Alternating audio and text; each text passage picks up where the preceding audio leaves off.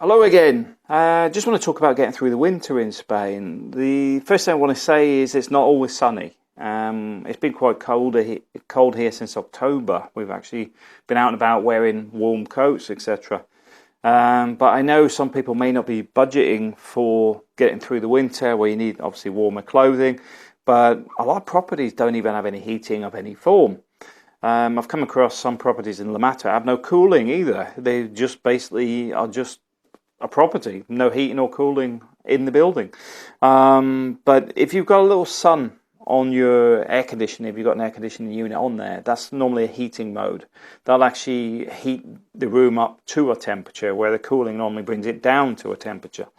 You also have one with a little teardrop, and that is for dehumidification. Basically, that takes the moisture out of the room. So if you're suffering with damp, that helps because it'll suck the excess moisture out. So be aware of that. There is extra modes on your air conditioning which can actually help keep damp down and also heat the home. I've seen a few people using the gas boilers as well, the little wheeled ones, which aren't very common in the UK anymore. They used to be pretty big, but everyone's moved away to central heating systems. But just be aware, it's worth sticking a little bowl under there for the gathering the moisture, because they do generate a lot of moisture, and obviously the fumes that come off them.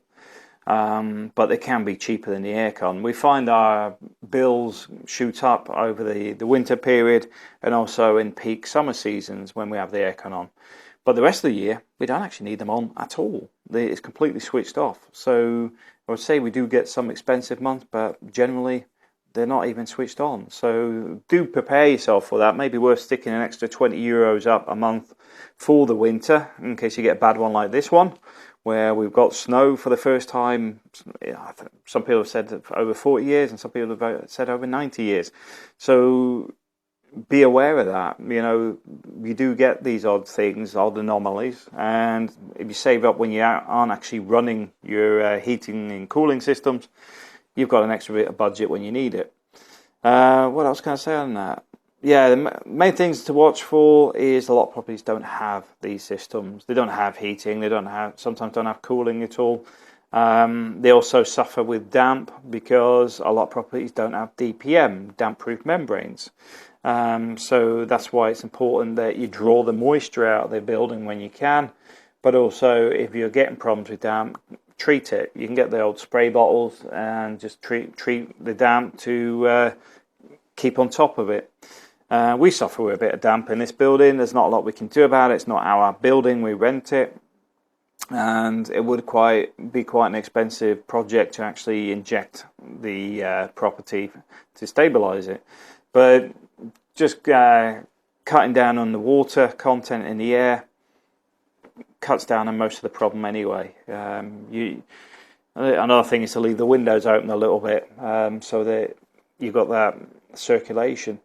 But yeah, that's the main things to watch for in the winter relating to properties. But also make sure you bring some winter clothes if you're going to be here long term, or buy them in the January sales, which is another good thing.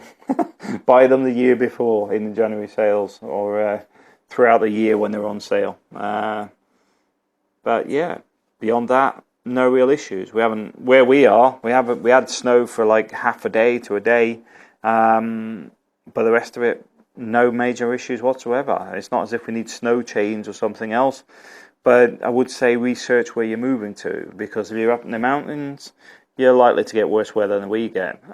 We have a bit of a eco-climate due to the salt lakes, so we don't really suffer too much. But I do know other places have much heavier snow and colder weather on a longer basis.